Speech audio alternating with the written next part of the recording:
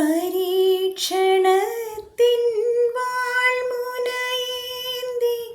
പടനിലത്തിൽ ഞങ്ങൾ വീഴുമ്പോൾ ഹൃദയക്ഷതിയായി രക്തം ചിന്തി മിഴിനീർ പുഴയിൽ താഴുമ്പോൾ താങ്ങായി തണലായി ദിവ്യൗഷധിയായി താതാനാഥ കരം പിടിക്കൂ. ലോകം മുഴുവൻ സുഖം പകരാനായി സ്നേഹദീപമേ മിഴി തുറക്കൂ. കദന നിവാരണ കനിവിന്നുറവേ കാട്ടിൻ നടുവിൽ വഴി തെളിക്കൂ.